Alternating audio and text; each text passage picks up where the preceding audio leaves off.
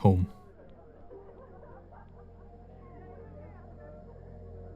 It seems I'm always trying to return home.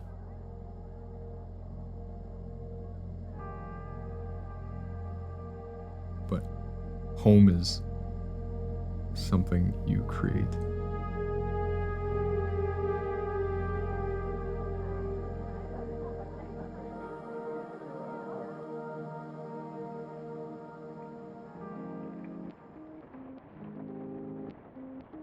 This video took me a while to write. Immediately after starting the first draft, I realized it's not easy to summarize the concept of dreams. And not only that, but to then compare them to stories while not ignoring mythology and other related concepts in psychology, which all start to blend together when they become this abstract. These ideas are greatly summarized, and I encourage you to explore the psychology of dreams.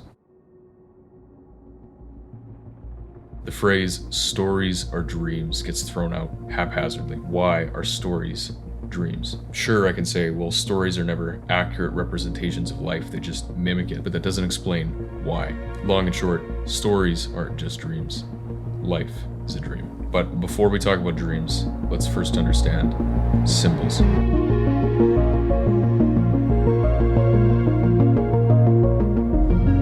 A symbol is an indispensable means of communicating a thought or an idea beyond the capacities of the rational mind.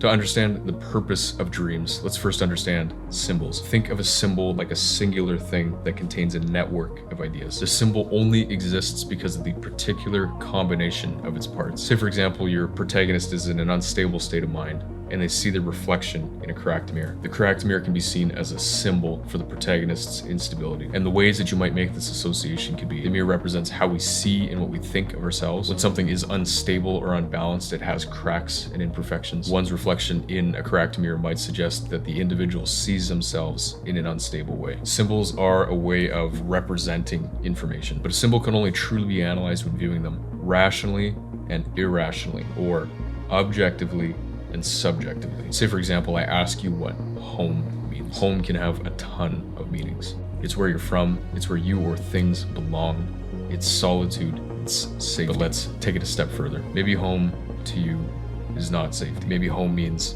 instability. Maybe you have a deep need to avoid anything you associate with home, in an eternal contradiction. Again, symbols can be seen on a spectrum from objective, as in most see them the same in a broad sense, to subjective, the most extreme of which is so personal and idiosyncratic to you that only you understand. And this understanding of subjective symbols leads directly into dreams.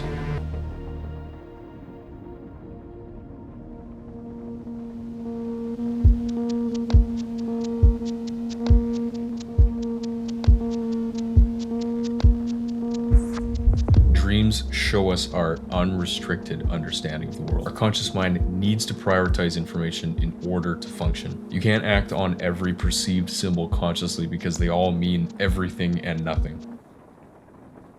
That is to say, there is too much information in conscious life to act on, so you have to ignore most of it. By doing so, you create a complex or a worldview. This is where the notion that a box is the creation of a conscious mind comes from. And that boxes are not a perception of reality or nature, essentially, but rather a creation necessary for a worldview. A box to place ourselves in so we don't shrivel with the knowledge of our cosmic insignificance. But here's the kicker. Your mind is picking up far more than you realize, most of which is being picked up by your subconscious. All of this information is still being worked through, just not to your awareness. Some of the benefits of the conscious mind are clarity, coherency, and prioritization, all functions that slowly fade away as you dive deeper into the unconscious mind. So when you dream, the images and events in your mind are a result of information being portrayed in the most subjective and symbolic forms imaginable. Dreams are your mind playing through the meanings of perceptions in a state where clarity, coherency, and prioritization are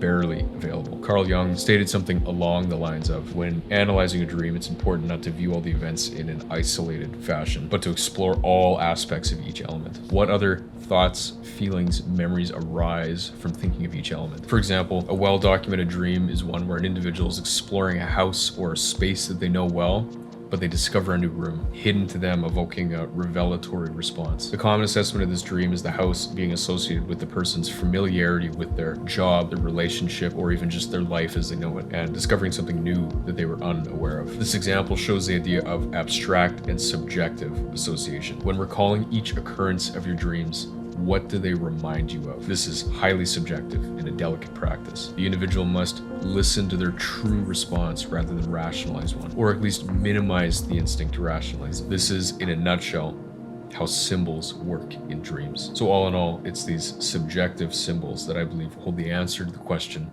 why are stories dreams?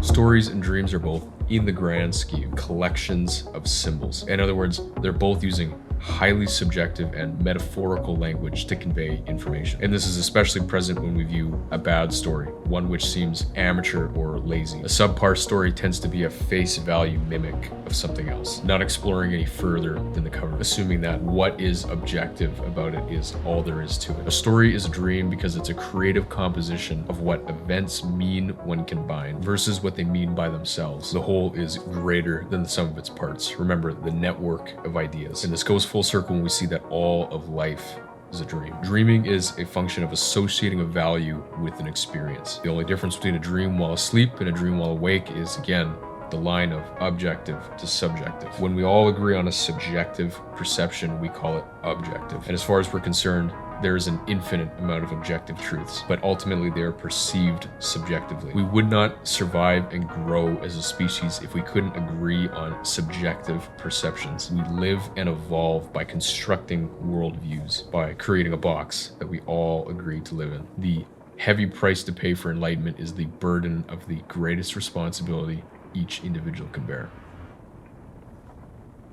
And there lies the beauty of story. Story is a means of living a life through imagination. We can experience the nuanced presentation of beliefs and worldviews without having to live them ourselves. Neurologically, effective storytelling lights up the areas of the brains associated with actually experiencing the event. This is why you often hear the phrase, show, don't tell. The practice of storytelling is eliciting the emotions associated with one's subjective perceptions and beliefs. This is how we communicate complicated objective truths, by using symbols to recreate one's subjective experience. It's said that the rational mind tends to fall in love with its own creations. The ego is a box, necessarily restrictive, but can lead to one's detriment. To tell effective stories, to articulate abstract, symbolic, and metaphorical beliefs, you are surpassing the ego and conveying a message straight to the core, so to speak. You're allowing the mind to adapt new world views through experience rather than rationalization. You are sharing your dream and making a new story. Every great leader from countries to companies understands this, that a story and a vision is required to drive us forward. To quote Carl Jung again, not the first, won't be the last. The most important question anyone can ask is, what myth am I living?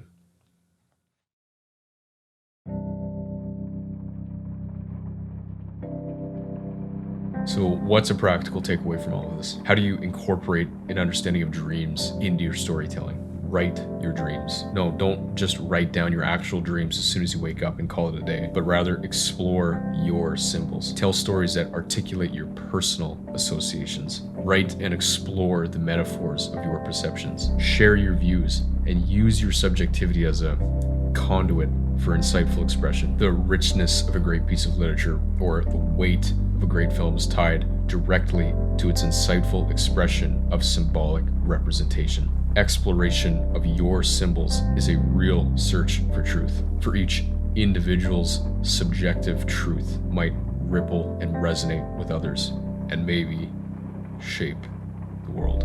Express, engage, and influence.